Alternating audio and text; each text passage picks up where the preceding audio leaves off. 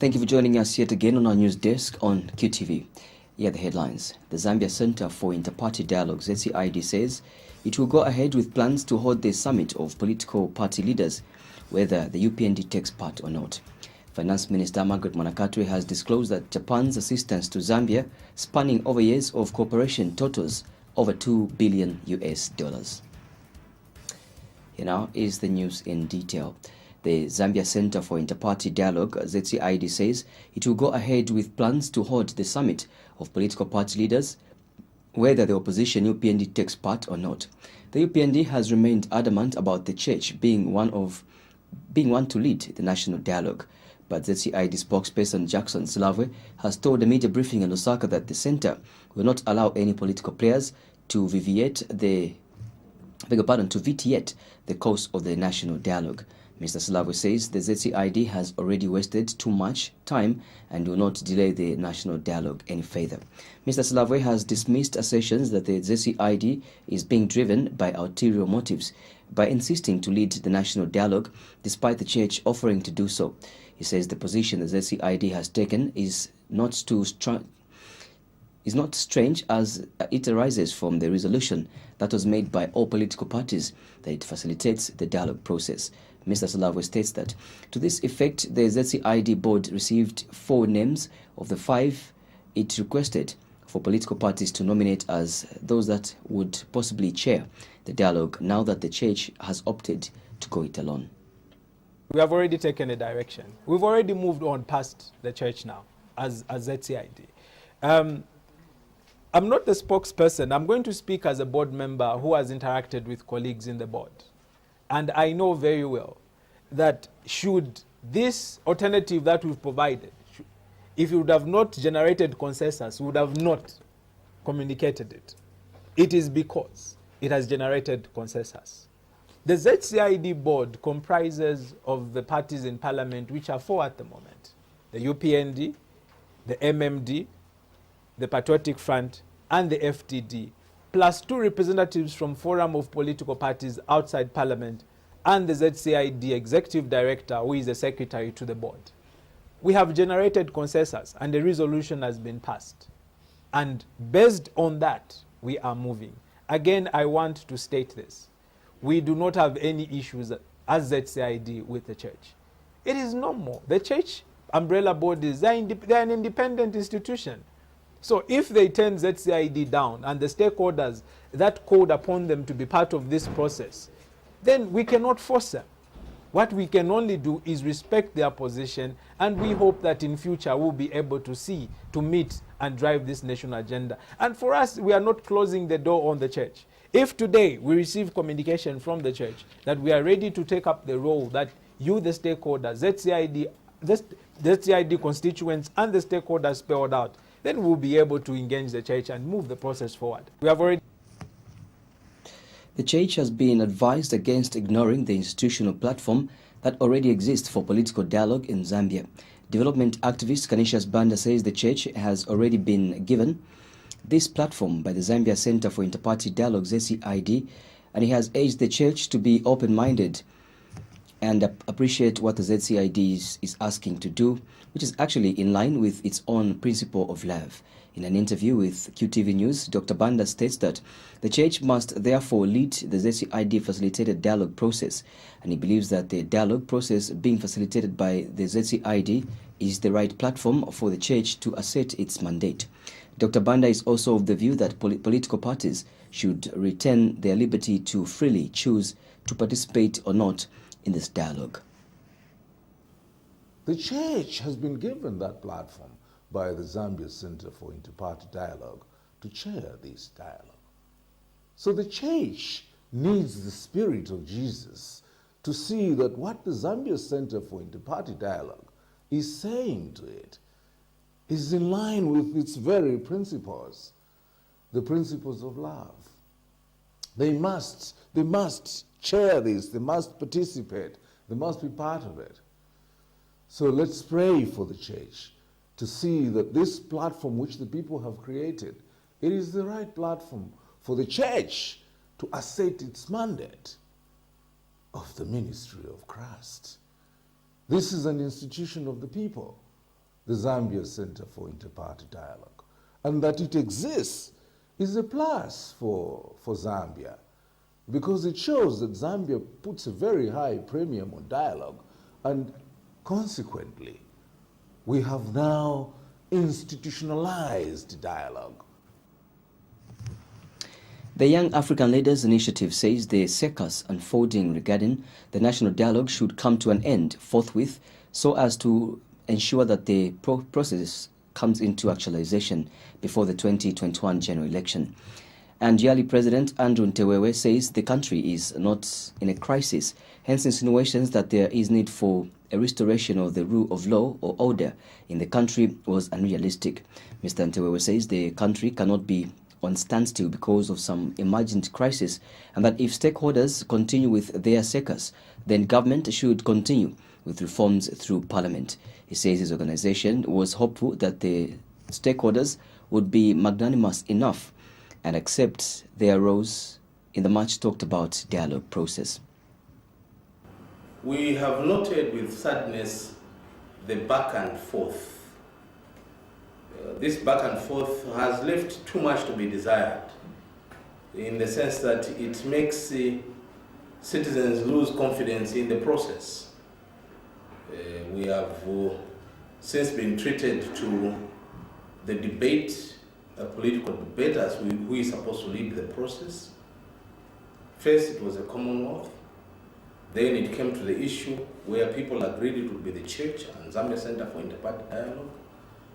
Later on, we're being informed that the church has decided to take the route where they do the dialogue by themselves, where they meet leaders or political parties by themselves without the Zambia Center for Inter-Party Dialogue. We have also noted with sadness that some of our political leaders, in particular the biggest opposition leader, UPND, Hakainde Hichilema, they have started bringing in issues in the dialogue process which are not there. For instance, in their last press statement, they indicated to the Zambian people that they wanted to discuss the restoration of law and order in this country. They wanted the country to get back to normalcy. Now the question is the country ungovernable? Do we have a situation where there is no law and order? From our point of view, we want to indicate very clearly to say that that is not the essence of the dialogue. The essence of the dialogue is simply to discuss issues of constitutional reform, electoral reform, and the Public Order Act. And so, visiting Japanese International Cooperation Agency JICA President Professor Shinichi Kitaoka says Zambia's democracy, stability, social cohesion, and healthy relationships with her neighboring countries are important incentives for the advancement of development cooperation with Japan. Speaking when he paid a courtesy call on Minister of Finance Margaret Manakatwe at her office, Professor Kitaoka stated that Zambia's 7th National Development Plan is an important basis for the advancement and industrialization of the country through sectors such as agriculture, infrastructure development, health, education, and he noted that national character of Zambia mirrors that of Japan. Professor Kitaoka further notes that the Japanese and Zambian people are both moderate people and have a deep, bright future together, adding that the relationship between the two countries will even better. And Ms. Manakatwe said Japan has been Zambia's all-weather friend and has supported the country in sectors such as energy, water development, and sanitation. She says Japan's assistance, spanning years of cooperation, manifests in various forms and totals over $2 billion. Ms. Manakatwe says Japan's assistance in various sectors has helped the country to lay a foundation for greater development as Zambia delves into the implementation of the 7th National Development Plan. She further stated that the Zambian government feels encouraged to push its economic stabilization and growth programs because of the support and commitment of partners such as JICA in advancing mutually beneficial development cooperation. The finance minister also assured the JICA president of Zambia's commitment to the medium term of debt management strategy. This is contained in a statement issued by Ministry of Finance Public Relations Officer Shileshe Kandeta. President Edgar Lungu has expressed hope that the reforms and roadmap set out by the Southern African Development Community SADC to bring a lasting solution to political instability in the Kingdom of Lesotho will yield positive results. President Lungu says the progress made in convening the National Leadership Forum involving major stakeholders in that country was a step in the right direction. In a speech delivered on his behalf by Ministry of Foreign Affairs Permanent Secretary Dr. Chileshe Mulenga, as chair of the SADC organ on politics and defense at the National Leadership Forum in the Kingdom of Lesotho, President Lungu said Lesotho was a subject of many SADC statutory decisions over the course of the past few years. He noted that the reforms and other interventions initiatives put in place came at a great expense, as such, there were high expectations by both local and regional stakeholders for the initiatives to yield positive results. President Lungu expressed optimism that the convening of the National Dialogue Forum and the implementation of the roadmap reforming would result in significant progress being achieved before the end of the tenure of SANPIU in the peacekeeping mission in that country in November 2018. He said the initiatives and the progress made so far will result in Lesotho featuring less frequently on SADC's political and security agenda. President Lungu has since called on the people of Lesotho to own peace-building process to ensure that they complement the efforts that SADC was making to bring stability in that country. This is contained in a statement issued by First Secretary, Press and Public Relations at Zambia's High Commission to South Africa, Naomi Nyawali. Minister of Health Chitalu Chilufya says government is concerned with the perpetual Ebola outbreak in the neighboring Democratic Republic of Congo. A new outbreak of the Ebola virus has been reported in that country's northern Kivu province barely 2 weeks after another outbreak, which affected 6 districts, was declared over. Speaking at a briefing in Lusaka, Dr. Chilufya says his ministry has, however, heightened surveillance measures which are being coordinated by the Disease Intelligence Wing under the Zambia National Public Health Institute, ZNPHI. Dr. Chilufya has disclosed that responders have also been deployed in Luapula and Northern Province and have also been fully equipped so as to arrest any occurrence of the Ebola virus. The latest World Health Organization WHO risk assessment places Zambia at a high risk level of experiencing an Ebola virus outbreak. Ebola virus disease, EVD, is a severe, often fatal illness in humans and is transmitted to people from wild animals and spread in the human population through human-to-human transmission and has an average fatality rate of about 50%. We have not declared a state of public health emergency, and we must emphasize that the measures that we took during the last cholera outbreak were extreme measures, with the President of the country, Mr. Edgar Chagwa Lungu, taking leadership to ensure that we mobilized all the arsenal that we had. So bringing in the military was part of the public health emergency response, and that's not what we have today. And in an outbreak situation, we assess daily what is happening, and we do make decisions based on what happens on a daily basis. So for now, we're escalating surveillance, and we are ensuring that we are ready and prepared to respond. So we have not reached that stage. We have not. Meanwhile, Dr. Chilufya has urged African countries to work together in transforming health systems on the continent. Dr. Chilufya says African countries should ensure strengthened health security systems so that they can remain alert and be ready to respond to any disease outbreaks. Speaking at the closing ceremony of a 4-day Southern African Public Health Emergency Management and a cross-border workshop in Lusaka, Dr. Chilufya says African countries have a responsibility to invest in public health systems with strong public health security in order to protect their respective citizens from various diseases. Health security is sustainably linked to sustainable development. If we keep it in our pulse that we could be an epidemic away from economic collapse, then we'll understand the relevance of strengthening health systems anchored by very strong health security programs. I want to begin by stating that we have an imperative, an inescapable responsibility to invest in health systems with very strong public health security systems so that we can ensure that we protect our citizens, so that we can ensure that we are able to prevent outbreaks and also are ready to respond to outbreaks. So from the word go, I want us to build consensus that in transforming our health systems in Africa, we should include global health security as an imperative.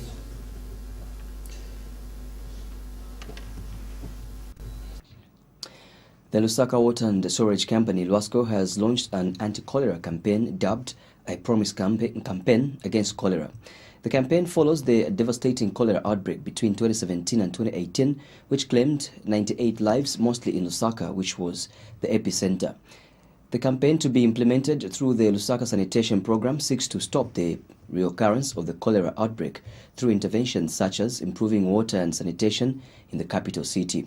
Speaking during the launch of the campaign in Lusaka, Lusaka Water and Storage Company Managing Director Jonathan Kampata said the water utility company will construct about 100 water facilities in schools, markets and health facilities. Mr. Kampata says the company will further construct durable and non-durable toilets in Kanyama, Chawama and the George compounds, among other areas. Keeping out cholera is an initiative which will be done by everyone, and we're starting through the launch of this program, which we're gathered here today. Some of us here might be wondering why Lusaka Water and Storage Company is taking special interest in the fight against cholera.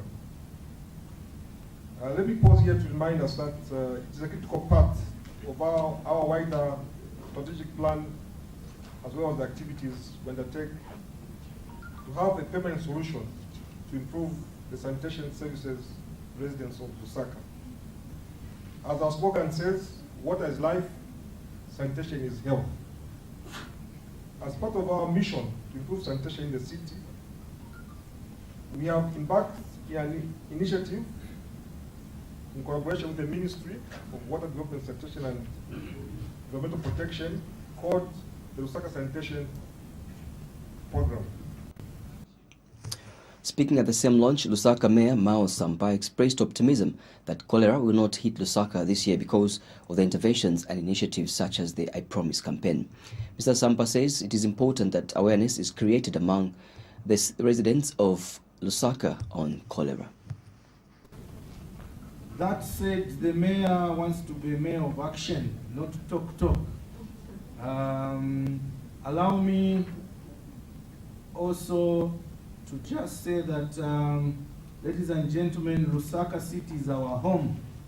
Aside from being the capital city, its citizens are our families, friends, and our neighbors. Cholera is a devastating disease. We cannot afford to fall victim to it and lose not even one more life to it. Ladies and gentlemen, as mayor of the greater city of Lusaka, I would like to make a promise that I will do the best in my capacity and ability, both on a personal level and mayor, to help fight and keep cholera out of the city. So, by token, I'll sign this petition. And the Ministry of Water Development, Sanitation and Environmental Protection Director, Planning and Information, Tobias Musonda, says in line with its commitment, government will implement a number of interventions to improve access to adequate sanitation without leaving anyone behind. And Mr. Musonda notes that access to adequate sanitation remains a challenge throughout the country, where each year cholera and other diarrheal diseases claim lives which can be prevented. The Lusaka Sanitation Program is a set of interventions in the city of Lusaka aimed at addressing the sanitation challenges through a citywide approach. It is under this project that we are here this evening to launch the I Promise campaign against cholera, inviting every resident of Lusaka to kickstart cholera, to kick out cholera from our communities. Ladies and gentlemen, this campaign is a behavior change initiative meant to encourage residents of Lusaka to continue the good hygiene practices that they adopted during the 2017 cholera outbreak. Jesuit Center for Theological Reflection, JCTR, Head of Programs Geoffrey Chongo, has observed that the austerity measures announced by government are not helping Zambia's economic recovery. Speaking during an interactive forum organized by Economics Association of Zambia in Lusaka, Mr. Chongo wonders how the said measures can be effective in the country's economic recovery process at a time when some projects are being stopped and new ones introduced. Mr. Chongo adds that the loans that government has been acquiring have not helped the country in any way. He says it could be that government did not invest in the money from the loans in sectors that would grow the economy. As the ministry bought into the directive, debt restructuring, where is it being announced? By the president. I don't want to believe we don't have capable people in the Ministry of Finance and other ministries. The announcement to send a delegation to China to go and negotiate came from where? From SEDAT. Yes. You had all sorts of ministers in that delegation. Some of them you wondered whether they were relevant to the task at hand. So really politics is at play. And I think as we go towards the election, the 2021 election, I think the Ministry of Finance must press itself for our times. As citizens, I think we need to be available. We spend so much time commenting on other social issues on social media, and yet debt is in the background. And Zambia Institute of Policy Analysis and Research ZIPAR Research Fellow Cesar Chelo says Zambia's economic performance remains worrying as it is subdued with limiting debt repayment prospects. Mr. Chelo notes that while the country's gross domestic product growth fell, government increased its spending plans. Mr. Chelo says this is despite the burden of debt service, thereby making Zambia's ability to exit the external debt market very limited. How are we going to pay back our debts? And of course, escalation of taxes and levies and this sort of thing is on the table. We have actually already started to see it.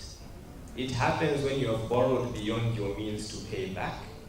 The assumption is usually that if you have spent the money in the right places, build private sector capacity to grow the economy, then the economy will be able to pay taxes at the rates that you want to extract and pay back your loans. Unfortunately, in this situation, we are facing a slump in terms of economic growth, in terms of private sector development. And so we're in a bit of a quagmire, but nonetheless, we still have to extract those taxes as a society, because default is just a worse option, because as PS said, if you default on one loan externally, then all the other loans are called in. And it's a worse situation because then where do you get the money to pay all those principal amounts? $3 billion is not a light amount. So how are we going to... Speaking at the same forum, Ministry of Finance Permanent Secretary in charge of Economic Management and Finance, Mukuli Chikuli, clarified that money collected from the Skills Development Levy was not misapplied. Mr. Chikuli explained that at the time government started collecting the levy, there were no guidelines on how to use the money, hence the move by the Ministry of Finance to withhold it. The 2017 national budget saw the introduction of the Skills Development Levy, SDL, payable by employers and collected by the Zambia Revenue Authority and paid into the Technical Education, Vocational and Entrepreneurship Training Authority, TVETA Fund. The issue of the Skills Development Levy, the Skills Development Levy wasn't used by government as it were. what happened is that the skills development levy started being collected, but there were no guidelines on its use. And from the point of view of the Ministry of Finance, from the point of view of the Ministry of Finance, and when you spoke to the ministry, they should have been more frank actually with them on what had happened there and what was used, or what the ministry used for the first batch that was released to them. So that is what prompted the withholding. They've now done what they needed to do, and money has started to be released for the skills development levy. But there was a problem within the ministry on the usage, because you are the same stakeholders that would come and ask the link between what is being expended on and what was pronounced by the minister. So that was a withholding that was done by the Ministry of Finance, not that it was used for other purposes. Transport and Communications Minister Brian Mushimba has challenged players in the internet communication sector and mobile service providers to invest in supporting and growing local software engineers. Meanwhile, government has brought forward the deadline for constructing the 1009 communications tower from 2020 to 2019. Mr. Mushimba says the country is losing a lot of revenue through the use of foreign internet programs and applications. He states that while there is a lot of investment in ICT infrastructure, ICT products are not domesticated. Mr. Mushimba has noted the need for players in the ICT sector to start incubating on software engineers and growing a cadre of people who can develop ICT programs locally. The minister was speaking when he launched the Zamtel Chingola Communication Tower at Kalilo Clinic. Meanwhile, the completion deadline for the construction of the 1009 communication towers across the country has been brought forward from 2020 to 2019 following a flawless and successful implementation. Mr. Mushimba has since reiterated government's commitment to connecting the rural communities to internet and telecommunication services. Speaking at the same launch, Zamtel Chief Executive Officer Sidney Mupeta announced that the project has delivered 170 new sites spread out in different parts of the country, with a further 300 planned to be completed before the end of 2018. Mr. Mupeta further announced that the Kalilo site is one of the 24 additional sites planned to be rolled out on the Copperbelt province under the $280 million government project. And Chingola Deputy Mayor George Kampamba expressed gratitude to Zamtel and government for considering Kalilo area as one of the beneficiaries of the 1009 towers.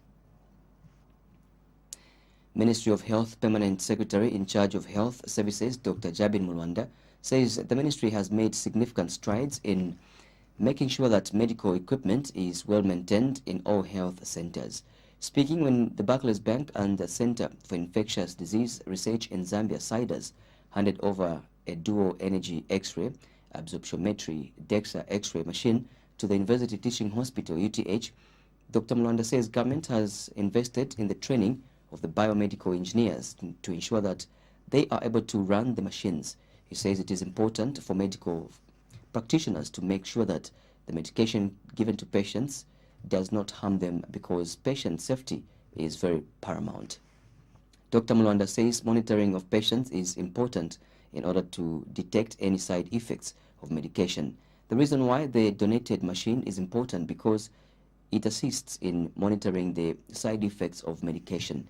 He has thanked Barclays Bank and CIDES for donating the DEXA X-ray machine. So monitoring is important, and monitoring is important for two major reasons. One is I want to be able to show or see that the medicines are working. The other one is that you want to see that the medicine is not harming the patient, because the last thing you want to do is to harm the patient. And when we say our vows, we say do no harm. This is why this X-ray absorptiometry machine is such an important one, because it assists us to monitor some of the side effects of medicines, particularly now that we have one of the most successful antiretroviral therapy programs, perhaps globally. And we have many patients taking complex combinations of medicine, some of which have side effects of demineralizing the bones and predisposing them to fractures. That is important because whereas, yes, we want to treat them, but these medicines have got side effects, but we have to make sure that once we recognize the side effects, we take the appropriate actions and ensure safety of our patients. Speaking at the same event, Barclays Bank Zambia Chief Executive Officer Mizinga Melu says the bank will continue to support the Ministry of Health in order to ensure that there is quality health provision in Zambia. Ms. Melu says it's such partnerships that will help in providing for huge needs of the community. I know the challenge is huge, in UTH, as the superintendent was saying, but it's just good to see how you're bringing it, all together. And it's through partnerships like this that you definitely be able to continue supporting the big needs that are in the community. I think the government alone, if we expect the government alone to do it, we'll be failing in our duties. But it's when we bring all the partners together to just say, how do we support the government, to deal with the health issues, which is exactly why we decided to partner with yourself, as UTH, as well as Sidus, who had purchased this DEXA machine, which is a body scanner machine, as has already been described. And we thought as Barclays, we needed to come in and help with the installation. And the machine had been somewhere for about 4 years, just because the installation was on the expensive side. So what we decided to do was to put 135,000 kwacha, which was spent, to just make the machine functional, and we'll be looking at the machine a bit later. I know. And Center for Infectious Disease Research in Zambia, SIDA's Deputy Chief Executive Officer, Emmanuel Kwa Eno, has reaffirmed the center's commitment to promoting quality health and the desire to keep strengthening its relationship with the Ministry of Health and the government. What we really see here is a collaboration between the public and the private sectors, and we always have the view that government on its own cannot really carry the burdens of society, and when partnerships can be forged, great things can be achieved. Sidus was really giving this DEXA machine to the National Institute of Health in the United States as part of the microbicides trial network to really test for vaccines in the fight against the HIV and AIDS pandemic. That real trial didn't really take off, but we did get all these equipment, and really we're at a fix and say, how do we really get this thing working? I mean, we are sitting with a machine and we really don't know how to really go about doing it. And as we look at Barclays has been a banking partner of ours for quite a while, and we really appreciate the business we do together. Labour and Social Security Minister Joyce Smukoko has acknowledged challenges government is facing in enlightening workers of the need for them to have Social Security coverage. Ms. Smukoko says this is because the majority of workers are in the informal sector and earn low wages, which proves difficult to cover them. Speaking when she officiated at the 5 pilot countries of the 5-year project on transformation of the informal economy, Ms. Smukoko says some of the workers have erratic income. She says this untimely negative impacts on their old age, as they would not have the Social Security coverage, thereby hindering the achievement of set targets in the 7th National Development Plan and Vision 2030. Ms. Mukoko has, however, recognized the need to develop tools and instruments to support in-country capacity building for extending social coverage. She has stated that according to the labor force survey, about 63.1% of the labor force is in the informal economy, while only 36.9% are in the formal sector. Thus, the need to ensure that the majority of the workforce is put on Social Security protection. And as I can assure you as government, and as I think NAPSA is here, we have not abused these pension houses. We encourage them to invest money in good tools that will realize a good returns for pension funds. I think that's another area. Investment, if not done properly, we lose a lot of money. So we want to see investments that will yield a lot of profits for our people. My government recognizes the need to develop tools and instruments to support in-country capacity building for extending social coverage. We are keen to advance in this direction and resolved to integrate training and capacity building initiatives which target key government ministries, civil society, private sector, and other social partners. The strategy of the project is based on 3 pillars, which include the extension of social security and social protection to workers in the informal economy, productivity, improvement in micro, small, and medium-sized enterprises, and capacity building and training. Speaking at the same event, African Capacity Building Foundation, SCBF Program Officer, East and Southern Africa, Beruk Negash, says improving and enhancing Africa's capacity to formulate and implement sound economic policies and reforms aimed at creating a better business climate and key to prospects of economic growth and employment creation on the continent. And European Union Social Protection System Programs Implementation Strategy and Partnerships Director, Dr. Timo Voipio, says the livelihood insecurity and a lack of reliable social protection makes it difficult for poor people to participate in and contribute to growth. In developing this initiative further and making a comprehensive, feasible, and impactful inclusive intervention in this workshop, I would like to join the African Union Commission and collaborating partners in sincerely calling on all African governments, all stakeholders, and development partners to join us by mobilizing the required political support and financial resources to implement the various capacity development and advocacy programs and initiatives that will be proposed in this workshop. I would like to reaffirm the commitment of the African Capacity Building Foundation in this endeavor. Of Africans in contributory social protection, that's going to be a critically important solution to providing social protection for all in Africa, and that's going to be a critically important input into promoting inclusive, efficient economies in Africa, because you need the creativity and the inputs of all Africans to promote your economies. Another thing where much of the international cooperation